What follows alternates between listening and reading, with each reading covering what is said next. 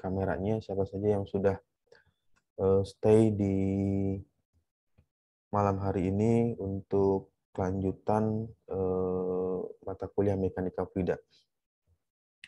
So, untuk suaranya bisa masuk jelas terdengar?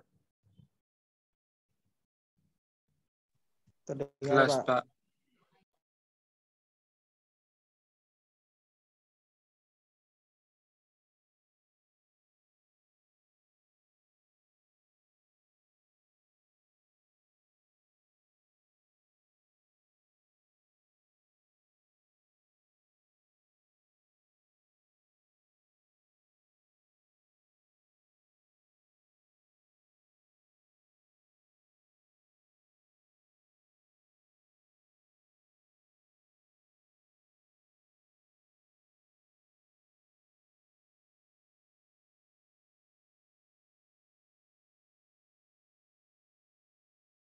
Di layar share screen-nya sudah keluar ya? Sudah, Untuk Pak. share screen monitornya ya. Oke, jika sudah keluar, di bagian ini kita akan membahas mengenai fluid mekanik ya, mechanical fluida. Karena mechanical fluida ini merupakan ilmu dasar dari teknik mesin, karena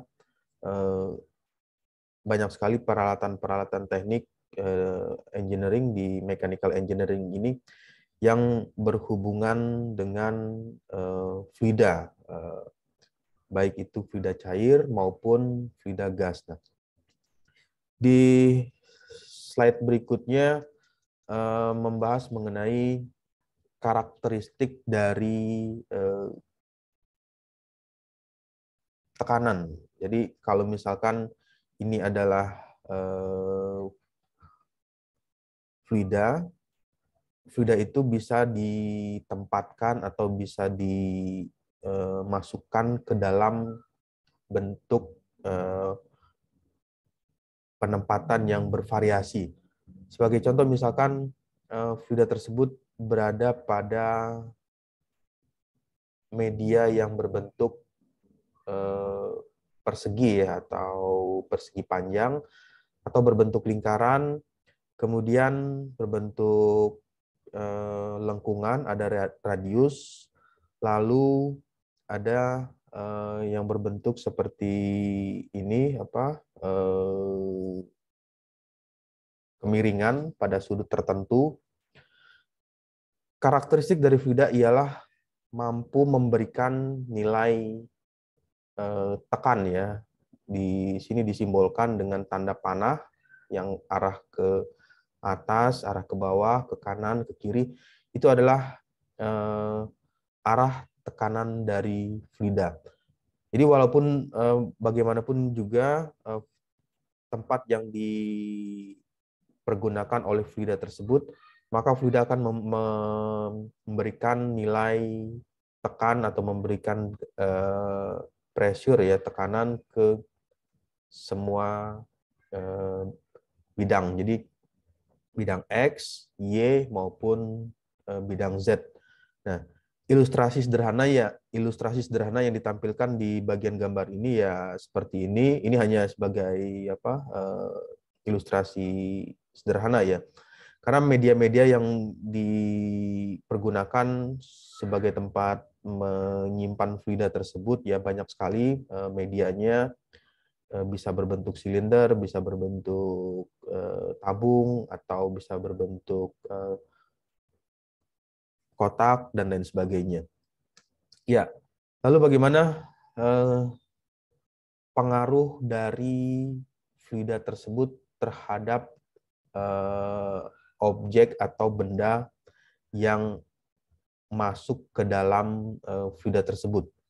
Sebagai contoh yang digunakan adalah fluida cair ya, kestabilan benda terapung. Jadi hampir semua persoalan mengenai benda terapung, baik terbenam seluruhnya dalam air maupun dengan sebagian, seperti halnya kapal, kapal selam ya, kapal selam atau kapal laut, adalah persoalan kesetimbangan antara gaya-gaya berat dari benda terapung dan resultan tekanan dari cairan terhadap permukaan benda terapung tersebut. Nah, Di bagian ini yang perlu diperhatikan lagi karena ini adalah merupakan kestabilan. Kestabilan itu memberikan pengaruh terhadap keseimbangan benda yang berada di dalam fluida tersebut, misalnya kapal selam atau kapal laut ketika sedang melakukan operasi di dalam atau melakukan kerja di dalam dasar laut atau di pertengahan laut, ini akan mengalami proses kesetimbangan. Nah, kesetimbangan inilah yang perlu diperhatikan bagaimana gaya-gaya atau nilai tekanan yang diterima oleh dinding kapal tersebut. Jadi yang perlu diketahui adalah berapa besar nilai tekanan, berapa besar nilai gaya yang diterima oleh dinding kapal tersebut. Nah, sehingga dengan mengetahui nilai tekanan tersebut kita bisa memprediksikan apakah benda atau objek yang berada di dalam fluida tersebut memiliki kestabilan atau mempunyai kesetimbangan. Ya, selain dari soal kesetimbangan, ada hal lain juga yang penting yaitu kestabilan. Jadi sebuah kapal laut tidak cukup hanya berada dalam keseimbangan, tetapi juga harus berada dalam keadaan yang stabil. Apa bedanya stabil dengan seimbang? Kalau stabil itu ya ketika kapal tersebut berpindah dari posisi 1 ke posisi 2 atau dari tempat pertama ke tempat yang berikutnya, maka kapal ini harus stabil. Stabil itu artinya ketika dia berjalan tidak miring ke sebelah kiri atau miring ke sebelah kanan atau bahkan terbalik. Nah, ini yang dinamakan stabil ketika objek atau kapal tersebut melakukan pergerakan. Ya, ilustrasinya di bagian ini adalah yang tadi ada kata stabil ya. Di sini kestabilan itu dipengaruhi oleh nilai G ya. Di sini ada G gravity gaya gravitasi. Jadi kondisi stabil itu seperti ini. Jadi pada saat stabil antara sisi bagian kiri dengan sisi bagian kanan dengan posisi yang sama, jadi tidak miring ke sebelah kanan atau juga tidak miring ke sebelah kiri. Nah, stabil kemudian ketika objek tersebut melakukan rotasi atau melakukan momen atau putaran puntir, maka ketika dia akan kembali lagi ke kondisi awal, maka dia akan berubah lagi atau kembali ke posisi semula antara sisi kiri dengan sisi kanannya itu dengan kondisi yang sama. Nah, ini merupakan ilustrasi dari kondisi kestabilan untuk benda-benda yang terapung di atas permukaan fluida tersebut. Nanti bisa dibayangkan atau bisa dikembangkan sendiri gambar atau objek yang ingin diperhatikan atau yang ingin dianalisa. Untuk bagian-bagian tersebut bisa saja tidak hanya berbentuk seperti ini ya, ada bagian lancip atau ada bagian runcing, bisa saja nanti objeknya ada yang plat datar atau platnya itu ada radius, lengkungan, itu bagaimana kondisi kestabilannya. Ya, 3 buah syarat di mana sebuah benda padat berada dalam keadaan seimbang. Yang pertama ialah seimbang dan stabil. Dikatakan seimbang dan stabil bisa diartikan sebagai sedikit perubahan dari keadaan seimbang ini akan menyebabkan momen pengembalian posisi ke benda bekerja dan mengembalikan ke keadaan semula. Lalu seimbang tapi tidak stabil. Nah, ini adalah seimbang tapi tidak stabil. Jadi kalau diilustrasikan dari gambarnya ini, posisinya seperti ini, seimbang, memang seimbang antara sisi kiri dan sisi kanan ya. Kalau ini ada titik tumpu atau titik tumpuannya, bisa seimbang, tetapi bisa saja sedikit mengalami ketidakstabilan karena bagian yang di bagian bawah dari sisi runcingnya atau sisi yang tajamnya ini berada pada posisi di bawah. Sedikit perubahan dari kedudukan seimbang ini akan menimbulkan momen guling. Momen guling itu ya artinya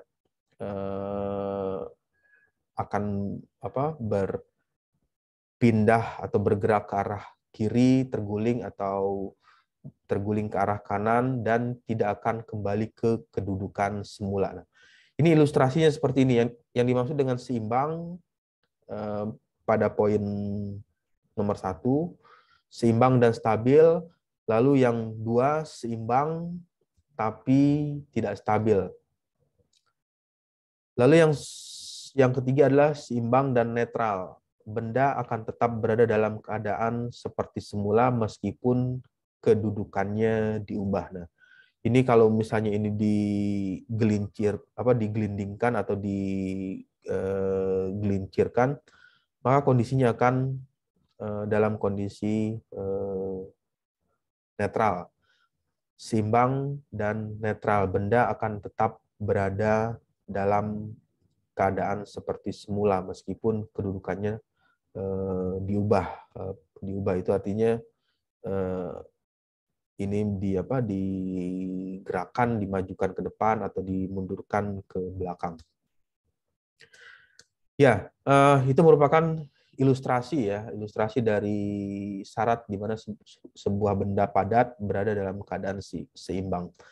Lalu bagaimana dengan yang teori Archimedes? Ketika benda tersebut berada pada medianya itu berada di dalam fluida, hukum Archimedes atau teori Archimedes ini, apabila suatu benda diletakkan pada zat cair, maka benda tersebut akan ada kemungkinan ya, kemungkinan pertama adalah tenggelam, yang kedua bisa saja melayang. Melayang, apa bedanya tenggelam dengan melayang? Melayang itu artinya benda tersebut tidak menyentuh dasar dari permukaan. Jadi kalau misalnya benda tersebut berada di dalam kolam air atau cairan air, kolam air, maka benda tersebut tidak menyentuh dasar dari kolam.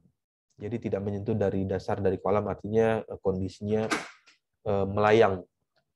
Kemudian atau mengapung pada zat cair. Nah, mengapung ini kalau mengapung beda lagi, tenggelam, melayang, mengapung. Mengapung ini benda atau objek tersebut terlihat di atas permukaan air. Mengapung pada zat cair yang tergantung pada gaya berat dan gaya apung. Nah, hal-hal inilah yang memberikan pengaruh kenapa benda tersebut bisa tenggelam, bisa terendam, atau bahkan bisa mengapung, dipengaruhi oleh gaya berat atau massa jenis dari benda tersebut terhadap massa jenis dari fluida yang dipergunakan. Pada gaya berat dan gaya apung ini bisa dijelaskan berdasarkan hukum atau teori Archimedes. Lalu kelanjutannya dari teori ini menceritakan mengenai bahwa benda yang terapung atau terendam dalam zat cair akan mengalami gaya apung yang besarnya sama dengan berat zat cair yang dipindahkan benda tersebut. Nah, ini kalau dihitung massa jenis antara fluida cair dengan benda tersebut memiliki massa jenis yang sama. Kemudian jika benda tersebut mengalami rendaman atau terendam, benda terendam atau benda terapung di dalam zat cair, resultan gaya yang bekerja pada benda tersebut adalah sama dengan perbedaan antara tekanan ke atas oleh zat cair pada benda dan gaya ke bawah karena berat benda tersebut. Nah, ini merupakan perhitungan ya atau perbandingan antara benda yang mengalami posisi terendam atau terapung ketika berada di dalam fluida cair tersebut.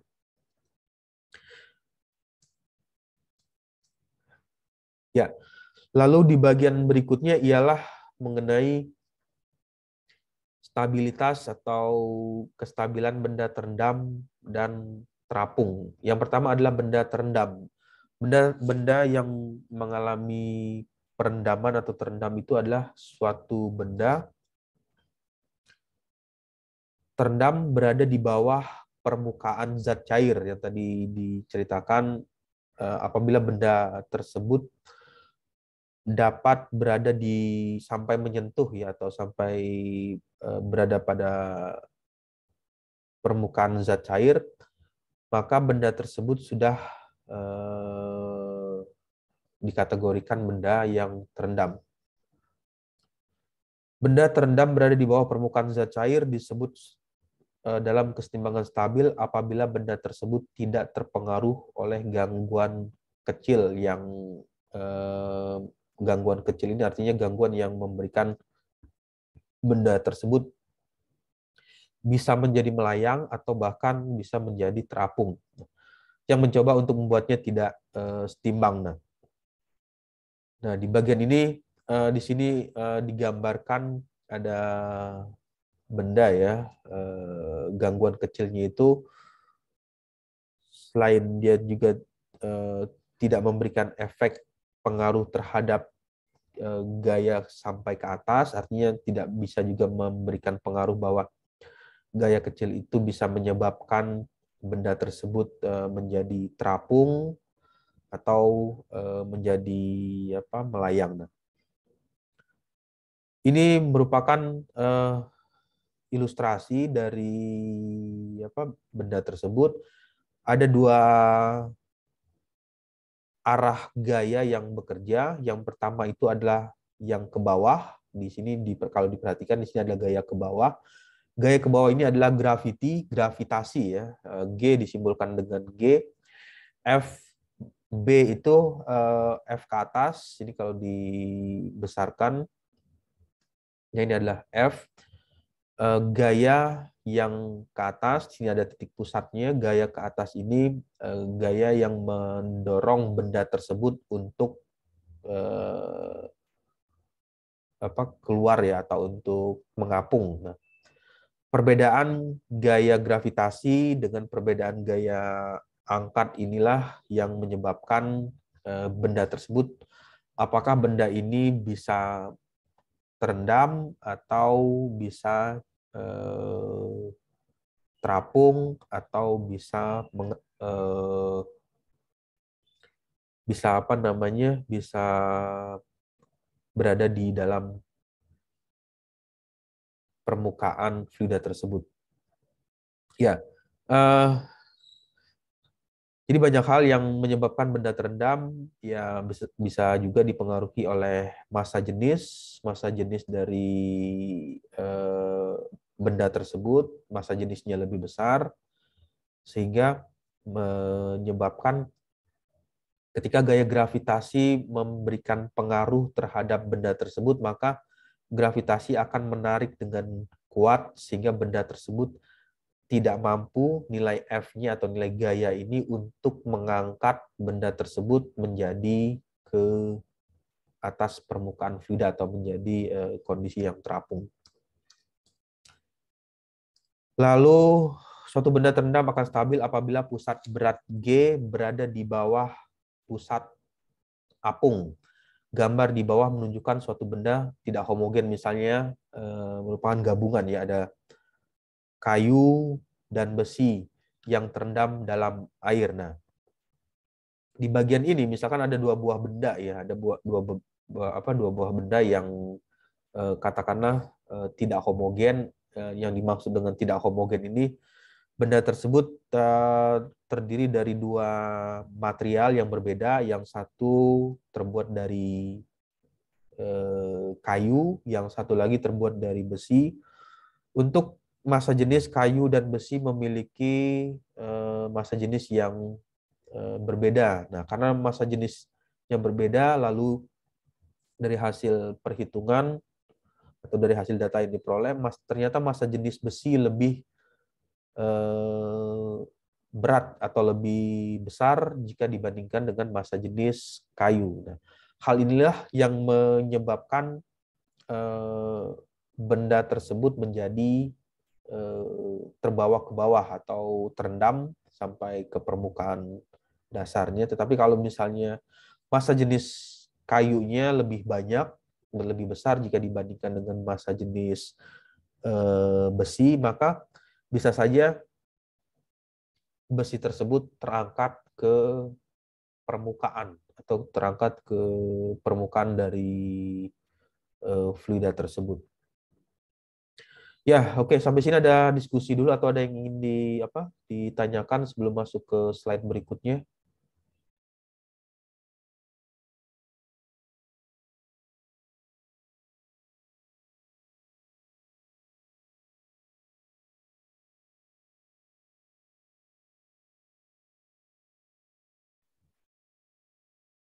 Ya, kalau tidak ada, eh, tadi ada pertanyaan atau ada yang ingin ditanyakan? Belum ada, Pak. Ya, kalau tidak ada, saya akan masuk lagi ke slide selanjutnya ya. Suaranya jelas stabil ya, bisa terdengar ya.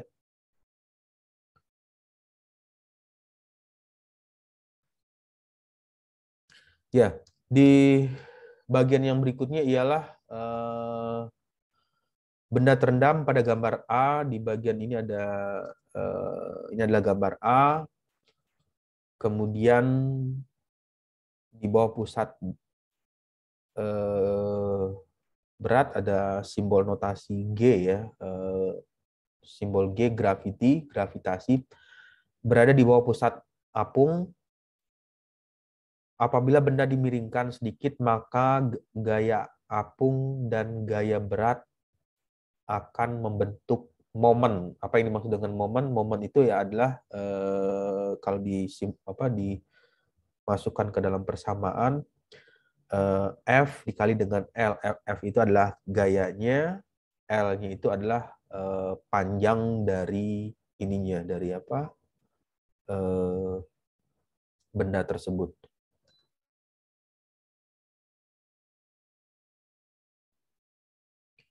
Kemudian membentuk momen couple yang berusaha untuk mengembalikan benda pada kedudukan semula. Nah, yang dimaksud dengan kedudukan semula itu ialah keseimbangan atau kestabilan. Jadi kalau misalnya posisi awalnya itu seperti ini, misalnya ini adalah posisi pertamanya, posisi A-nya, lalu ada suatu gaya yang bekerja dari luar, sebut saja gaya eksternal, yang awalnya setimbangnya seperti ini, tegak lurus ya. Kemudian ada gaya dari luar menyebabkan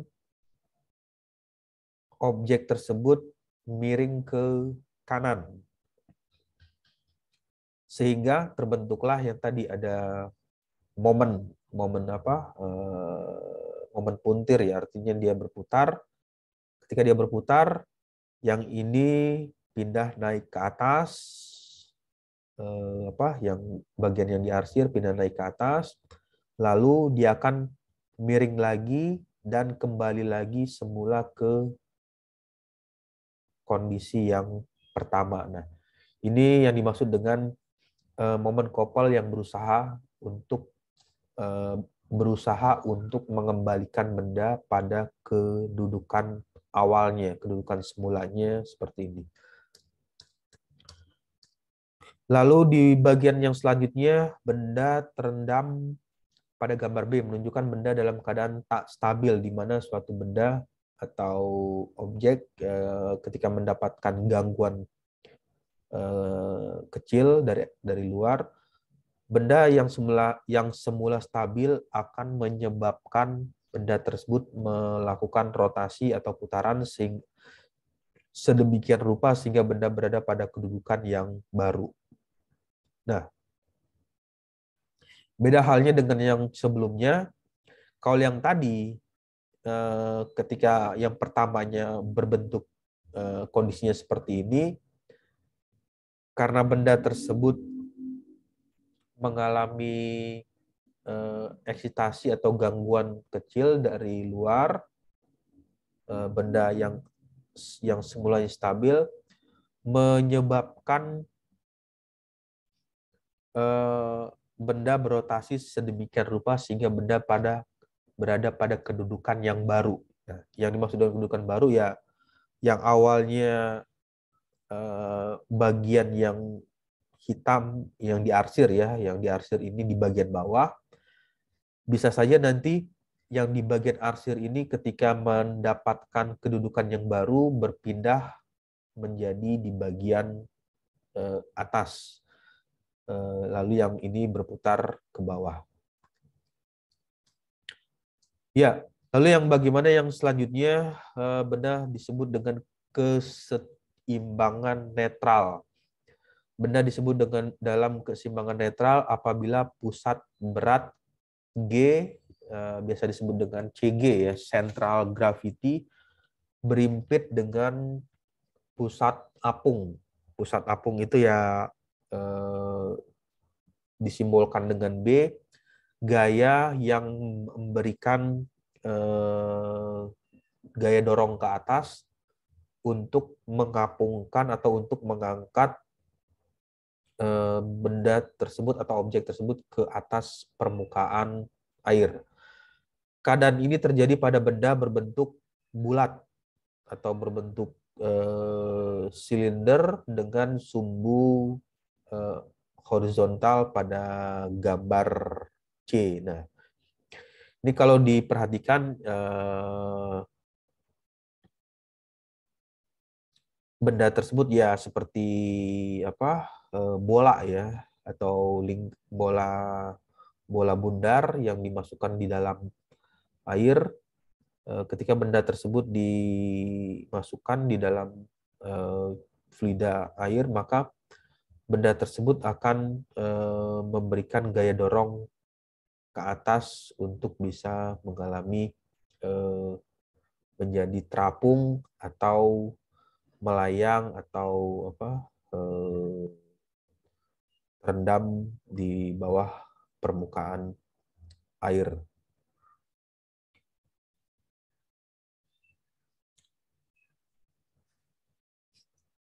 Ya, lalu bagaimana memahami teori-teori atau penjelasan yang panjang tadi?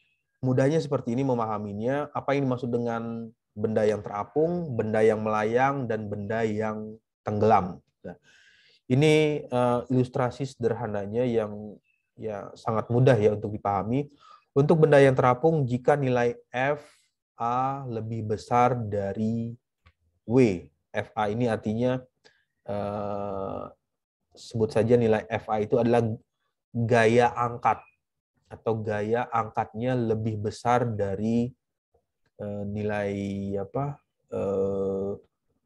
W. W itu kalau dituliskan massa dikali dengan gravity, weight-nya atau beratnya.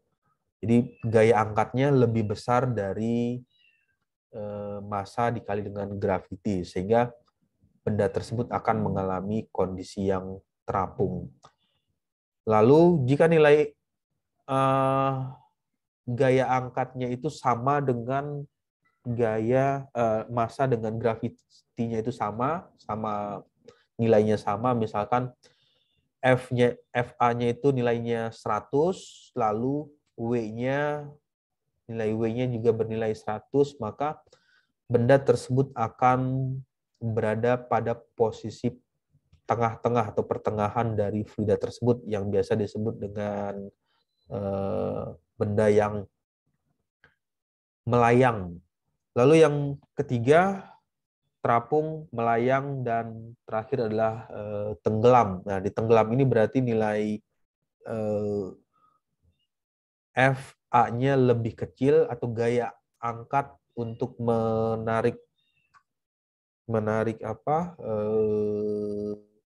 benda ke atas permukaan air tersebut menghasilkan nilai yang lebih kecil jika dibandingkan dengan massa dikali dengan gravitinya atau massa dari benda tersebut dikali dengan gravitasi. Jadi nilai W-nya lebih besar jika dibandingkan dengan gaya angkat. Nah, ini merupakan teori dasar atau pemahaman dasar dari bagaimana merancang suatu kapal ya, kapal selam atau kapal yang bisa digunakan di laut untuk bisa menyelam di dasar laut atau bisa melayang ya. Sederhananya memahaminya teorinya seperti ini, ketika ingin melakukan kapal tersebut ingin keluar ke terapung, maka dia harus memberikan gaya angkat yang besar. Lalu bagaimana cara memberikannya? Berarti dia membutuhkan udara ya, atau bagian ruang kosong, sehingga ruang kosong tersebut memberikan nilai F A yang lebih besar jika dibandingkan dengan nilai W-nya. Kemudian ketika kapal selam tersebut ingin berada pada posisi tengah atau tidak melayang ya, maka yang dilakukan oleh kapal selam tersebut ialah memasukkan air ke dalam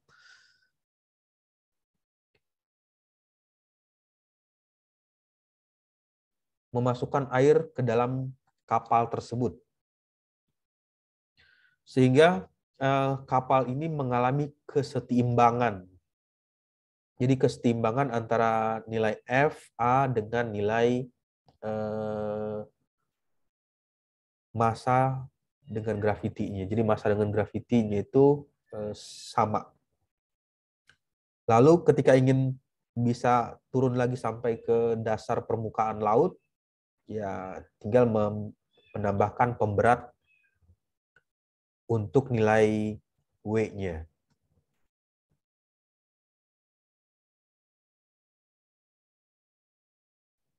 Ya, sampai saat ini ada yang ingin ditanyakan atau ada yang ingin didiskusikan sebelum masuk ke slide berikutnya?